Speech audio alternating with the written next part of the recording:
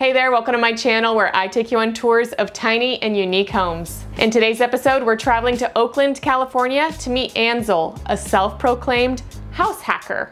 Ansel found a way to increase both his income and living space by fitting 2 tiny houses on his property for guests. But he didn't stop there. He also renovated his garage into a beautiful backyard ADU. So in this episode, we're gonna take a tour of all 3 living spaces that he's created on his property, and he's gonna share how he's turned these little spaces into a thriving business. We were told that a garage was for storage, for storing junk. But what if you could turn it into living space? I'm actually challenging people when they come into my spaces to rethink space and rethink what you need to be happy. If you like videos like this one where we take you on tours of unique spaces, make sure that you subscribe and hit that notification bell so that you know every single time we publish a new episode. Will you join me? Will you roll? Make this house our tiny home.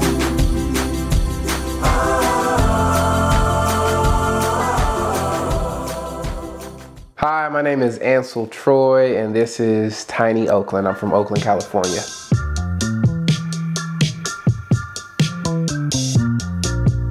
I call myself a tiny house hacker because I figured out a creative way to add more living space to this property. My home is 840 square feet, and then there's this detached garage at the back of the driveway. And then the tiny house on wheels craze, if you will, started to pop off, and I got very curious. I went out and bought my first tiny house, and that's how the tiny house journey got started. If you take one house and you add 3 houses to it in a creative way, in a legal way, I consider that house hacking. When I bought the tiny house in 2017, I didn't think people would actually come to this area in Oakland. And even though me and my neighbors are, hardworking people, Oakland has a reputation for being a dangerous place. I didn't think that people would want to come here. So when I listed it on Airbnb, it was kind of like a test run. And then when I got my first booking, I was like, oh. And then number 2, I was like, oh, okay, I think we got something here. I was able to generate additional income knowing that the ROI would be amazing because I had already purchased one, business was booming, I could add another one to the mix, and I had the space for it. So I said, all right, we're gonna do it again. Pushed one tiny house back and went out and I got the new one.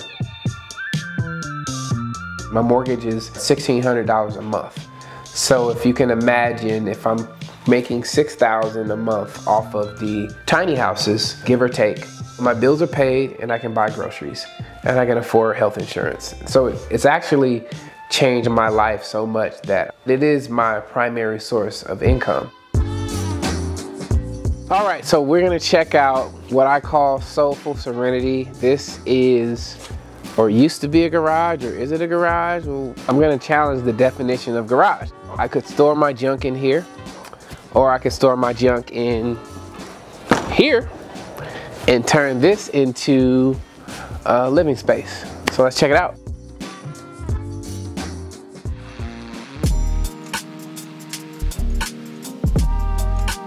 It is a minimalist space with a spa type of vibe. I turned this into a studio back in 2014. It didn't look anything like this. I said, how can I make this into more of an experience? Ripped everything out, built up this base, and now we have a bathtub right here and a shower underneath this really cool skylight that I installed myself, and it does not leak. Probably the scariest thing that I've ever done from a DIY standpoint. No shower curtain. You should be very comfortable with your partner if you're gonna rent this space. We have this micro topping wall. So everything that you see is micro topping. It's like a cement-based product. And I just slap it on with my hands. It's kind of like an abstract feel. I want it to have some texture, some character. If I did it really smoothly, it probably would have took longer. So I think it worked out better. It was easier for me to just slap it on the wall, and now it has a lot of character. And then we have the bathroom with a pocket door. I will slide it closed, Slide it open. We have the pocket door right here. This is a regular flush toilet. So this is the only place where you can go hide. Both tiny houses have more amenities than this space. All we have in here is a microwave and a mini fridge, coffee maker, and this, I got this on Amazon for like 200 bucks. Just a stainless steel commercial kitchen like wash station, but it works. We got hot and cold water here, kind of like a hotel room. Your average hotel room is actually going to be smaller than this. It's not going to have all this. It's going to have a bed, it's going to have a TV, it's going to have a microwave. These are just the basics. I got one big piece of art right here. I really just like this piece of art. I wish I was an artist. Maybe I am an artist. I did design this space. Am I an artist? I got this really cool glass garage door, and I wanted people to get as much natural light as they could so that it doesn't feel like you are in a garage. When you're in here, you don't really feel like you're shut off from the world, and you have 100% total privacy. And if we want to black this out, we can get rid of all the sunlight. We can do a little sunlight. We can do a lot. But the goal is to give people the option to have as much light as they want. We have this humongous TV. This is an 86-inch TV with a sound bar, and you know, people can pull it out and watch it while they're in the tub. It's kind of like a theater slash spa. If somebody wants to sit down, I have this picnic style chair, so they can sit here if they want to, and if they don't need it, it doesn't take up space. We just set it against the wall. We also have eating trays. So what I lose in terms of not having a couch, I gain that by having these foldable pieces that you can put to the side or you can pull out if you want to, but I really didn't want to have this cluttered. Something else cool about this space is this record player. This record player is special because not only do we have the ability to play records, we can play cassettes. I know some of you Gen Zers might not know what this is. This is what we used to listen to on something called Walkmans, you know, back in the 1900s. And so this is a combination tape player, record player. It even has a CD player. Yeah, there's these things called CDs. Back in the 1900s, we used to listen to music on CDs. This is a really cool setup that I have. It's kind of nostalgic, where people can come in here and play a tape. This is all intentional because I want people to pull out their phones and record themselves saying, hey, look at, I got a tape, y'all, and turn it on. And I want people to be like, wow, you know, where'd you get that from? Where are you at? So everything is intentional.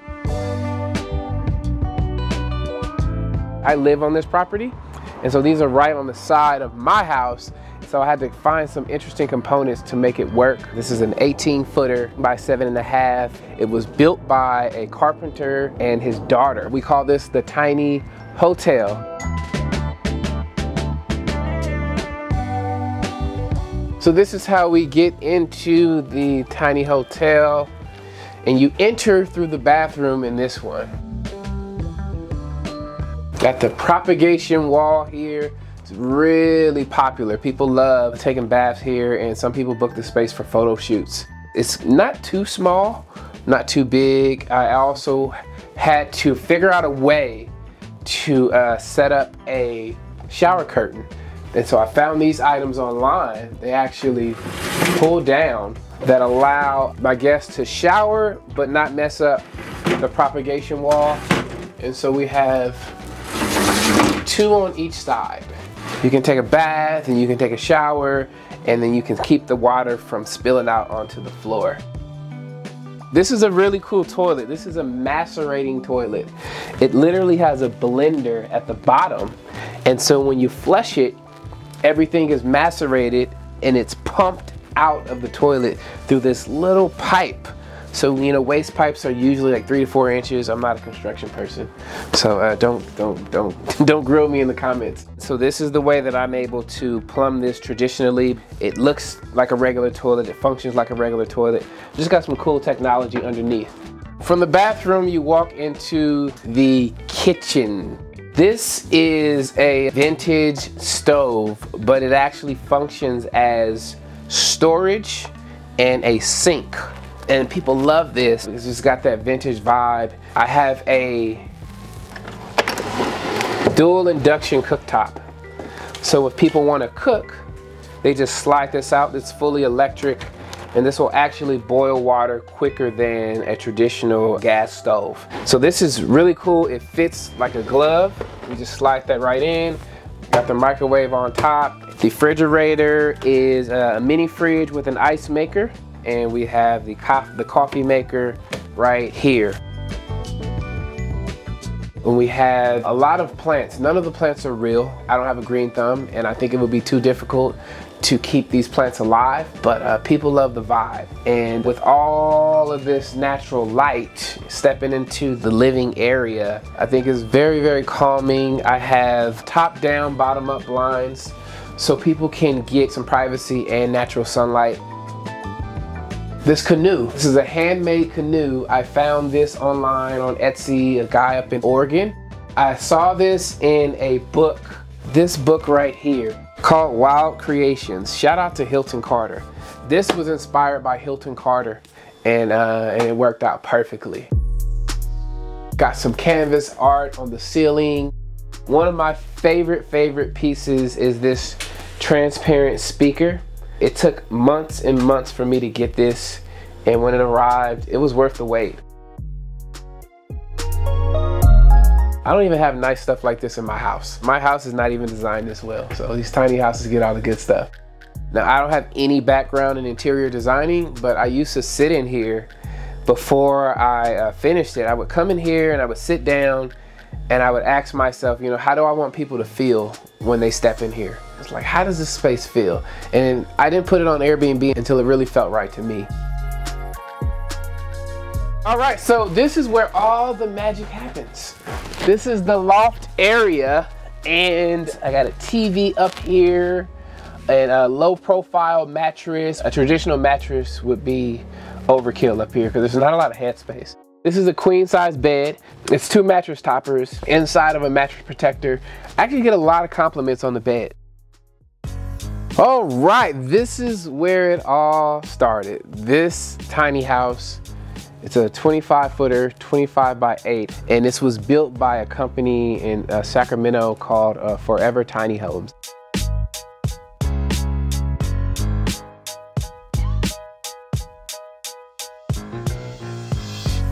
I could totally live in this tiny house full-time, forever, for the rest of my life. It has everything that somebody would need. We're in the living space. This couch actually doubles as a bed. And then we have the TV, got a mirror on the ceiling. So dangerous. I love the dangerous stuff. Super engineered and reinforced, so it's not gonna go anywhere. We have a lot of artwork. I love hip hop, and so this is like paying homage to a lot of the artists who passed away, Ray Charles, Notorious B.I.G. I invested a lot in the artwork because I want people to have a unique experience when they come here. Moving along, we have some closet storage, and you can put a lot of clothes in here. Got the ironing board in here. And we also have a mirror in here. There's so much space. This is where I store the towels and bedding. So if I was living in here full time, I had ample space for my clothes and stuff. Underneath is the electrical panel and also more storage under the stairs. So we have I have a desk for the people that are working remotely. They can adjust this desk. We have fiber internet here, so the speeds are like 500 gigabytes upload and download, like really good internet. And so everything is under here. And now we're in the kitchen. If you want to cook a full-on Thanksgiving dinner, you have a 4-burner stove and oven. We have the microwave up above, toaster, coffee maker.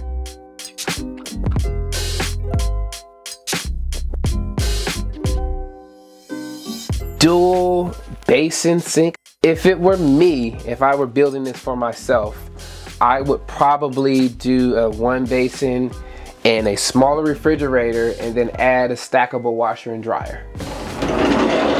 And this is where it goes down, the bathroom. This is a smaller bathroom, has everything you need. This is a regular flush toilet connected to the sewer line.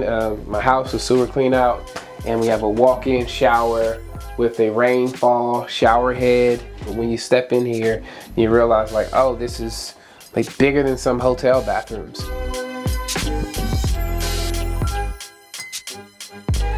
Let's take a trip upstairs.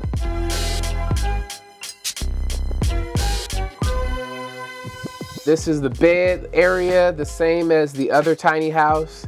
I like to put a TV downstairs and a TV up near the bed in all my spaces so people can just relax and watch TV. They don't have to be sitting on the couch. It kind of feels like you're at home. If you want to wake up on a Sunday morning and turn on some whatever your favorite show, you can do it in bed. I also have a fan up here because it gets really hot in the loft area, especially in the summer. So the AC, in addition to a very powerful fan, get that air circulating. We have a heater up here and a heater downstairs. And then I have this record player. It's like an old school vibe. You know, people get to come up here and sit in the lounge chair and just play some tunes. Some stuff you guys might be familiar with. Let's see, we got the Roots. What do we have up here? Some Dr. Dre, Shaka Khan, Stevie Wonder, Adele. I like her. Salt and Pepper. Annie, the musical. What y'all know about that? Pump It. Pump up the jam. Pump it up. This is the classic.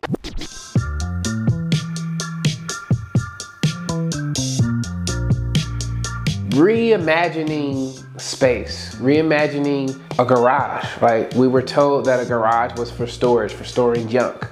But what if you could turn it into living space? We were told that houses had to be 1,200 square feet, 3-bedroom, 2-bath. But we have 250 square foot tiny houses, and even smaller. I'm actually challenging people when they come into my spaces to rethink space and rethink what you need to be happy. And if you look at what I did with this 264 square foot garage, anybody could do this. I have 0 background in construction. I learned everything on YouTube. I'm hoping that I inspire people to do something similar with their property. I'm hoping that the world catches up and that we allow people to be creative and house hack and do things with their property that will allow them to affordably create additional living space for their families that are growing, because it's really expensive out here. That's what I hope. More cities will make tiny houses legal, and I want to thank the city of Oakland for making tiny houses legal, even though they were illegal when I bought mine.